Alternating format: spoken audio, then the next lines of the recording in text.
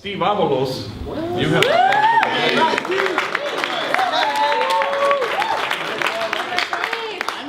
Well, my thought of the day is on just re-examining your priorities. There was on Sunday I went to church, and that's what we kind of like talked about. The priest was he had been like on a third world country or something, and he was talking about like just the corruption and the poverty and like just what everybody goes through. And he says you guys are blessed, and I think about that because I don't live my life as if I'm blessed all the time. To be honest with you, at times I can lose focus, and I think about that. And before going into going tomorrow into Ash Wednesday, I really had to examine my priorities.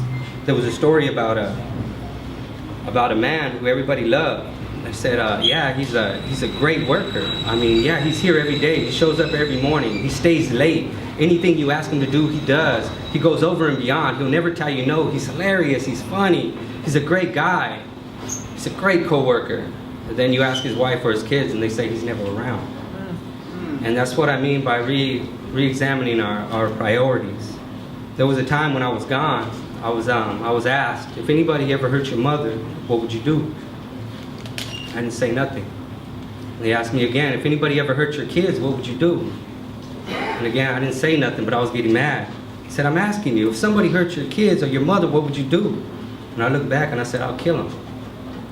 And they said, you know what's a shame, Stevie? Is nobody can hurt your mother more than you already have. And nobody can hurt your children more than you already done. And the truth is, I'm not evil, I'm not bad. But I was selfish and my priorities were not in order. And by turning around and beginning to put my priorities in order and putting myself in check, a lot has changed in my life. I'm no longer doing life in prison. I'm now here on the streets, home, free. In a couple months from now, I'm gonna have my brother I haven't seen in 20 years. He'll be home soon. By putting our priorities in order, things are starting to change. I just got a text this weekend from my son. He's 18 years old. He has every reason to hate me, every reason to be angry. But instead, he sends a text. He says, I love you so much, Dad. By putting my priorities in order, things are starting to fall back in line. But still, I can lose focus. So it's important that we all turn around and examine ourselves, live our lives as if we're blessed, but keep our priorities in check.